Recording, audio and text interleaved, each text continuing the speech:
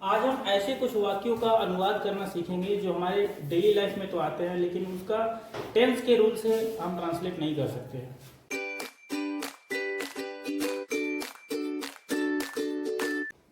जैसे देखिए, मुझे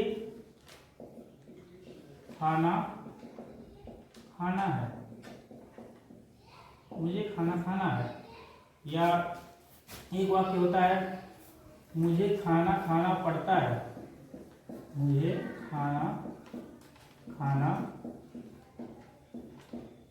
पड़ता है। और तीसरे टाइप का वाक्य है, मैं खाने वाला हूँ, मैं खाने वाला हूँ। ये सब तीनों सिंपल प्रेजेंट ही है, लेकिन इसका किसी पर्टिकुलर टेंस में क्लासिफिकेशन नहीं किया गया है, तो हम इसका टेंस के हिसाब से ट्रांसलेट नहीं कर सकते हैं। तो इसका ट्रांसलेशन देखते हैं क्या होता है। मुझे खाना खाना है, मुझे खाना खाना पड़ता है, मैं खाने वाला हूँ। इसका तो आप लोग अनुवाद ज्यादातर लोग जानते होंगे। मुझे खाना खाना पड़ता हो जाएगा आई हैव टू ईट। ये तो बहुत आसान है। या इसका पास्ट टेंस में है, मुझे खाना खाना पड़ता था, मुझे खाना खाना पड़ता था। या मुझे खाना खाना पड़ेगा, मुझे खाना खाना पड़ेगा। तो इसका हो जाएगा आई हैड टू ईट। और इसका हो जाएगा आई विल हैव टू। आई के साथ क्या लगता है, विल की शैल लगता है। तो आई शैल हैव टू ईट। अब बात आती है इन दोनों सेंटेंसेस की। तो ये दोनों सेंटेंसेस लग रहा है कि इसका अनुवाद यही होगा, आई हैव टू ईट ही होगा, लेकिन नहीं।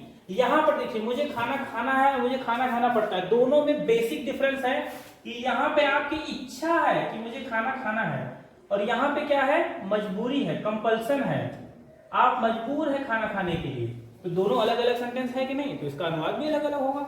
तो इसका अनुवाद क्या होगा, मुझे खाना खाना है, आई एम टू ईट। क्या हो जाएगा, आई एम टू ईट, मुझे खाना खाना है। या अगर रहे मुझे खाना खाना था, तो आई वॉज टू ईट, मुझे खाना खाना था, आई वॉज टू ईट, आई खाना खाने वाला हूं। इस टेंस को कैसे अनुवाद करेंगे, I am about to eat, I am about to eat. और पास्ट टेंस अगर है, मैं खाना खाने वाला था, तो I was about to eat, about to eat. ठीक है। कुछ ऐसे सेंटेंसेस भी होते हैं डेली लाइफ में, जिसमें जैसे मान लीजिए कोई गेस्ट आपके घर आया, आप उसको कुछ खाने के लिए दे रहे, तो वहां पे आप क्या कहेंगे, वहां पे उसको क्या कहेंगे, जो कोई भी खाने की सामग्री देते हुए आप उसको बोलेंगे please have it, please have it, या please try it, please try it, इसे ट्राई करिए। ओके। या please check it, please check it. तो ये सेंटेंसेस है जिसे आप उसे कोई भी चीज ऑफर करते समय आसानी से कह सकते हैं। चाहे कोई भी फूड हो या कोई स्नैक्स हो, तो आप दे रहे हैं, तो आप कह सकते हैं please have it, please try it, या प्लीज चेक इट। इनमें से जो भी आपको अच्छा लगे ये आप कह सकते हैं। अलावा कुछ ऐसे सेंटेंसेस होते हैं जो हम ग्रीटिंग्स के रूप में यूज करते हैं, लेकिन आप उसका डेली लाइफ में यूज तो करते हैं, लेकिन उसके आगे भी क्या ग्रीटिंग किया जाता है ये आप नहीं जानते हैं। तो जैसे मान लीजिए एक व्यक्ति राम है और इधर एक मोनू है। राम ने मोनू की, या मोनू ने राम की हेल्प की, मोनू ने राम की हेल्प की, और राम ने कहा थैंक यू। क्या बोला, थैंक यू। तो अक्सर आप सुनते होंगे कि मोनू फिर कहेगा क्या, you are welcome, you are welcome.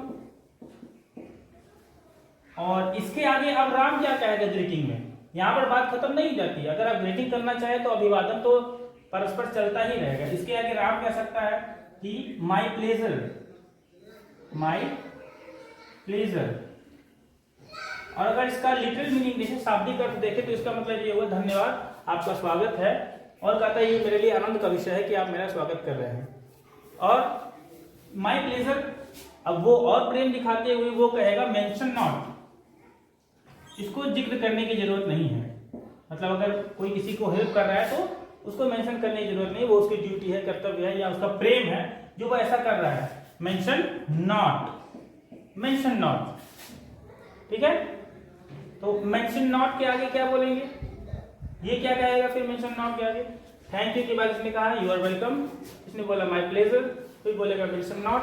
तो ये कह सकता है I am obliged, I am obliged, मैं धन्य हूं, मैं कृतज्ञ हूं, आई एम ओब्लाइज्ड। तो ये कहेंगे कि God bless you, God bless you. तो इस तरीके से उत्तरोत्तर लगातार ये अभिवादन चलता रहता है। ज्यादातर आप ये भी सुने होंगे कि लोग सीधे थैंक यू के बाद दूसरा व्यक्ति मेंशन नॉट कह के बात खत्म कर देता है, ठीक है। लेकिन ऐसा सही क्रम यह है कि वो बोलेगा थैंक यू तो बोलेगा, मोनू कहेंगे यू आर वेलकम, उसके बाद राम बोलेगा माय प्लेजर, तो कहेंगे मेंशन नॉट, कहेगा आई एम ओब्लाइज्ड, कहेंगे गॉड ब्लेस यू। तो इस तरीके से हम देखते हैं कि डेली लाइफ के सेंटेंसेस को हम कैसे आसानी से इंग्लिश में भी बोल सकते हैं, अनुवाद कर सकते हैं।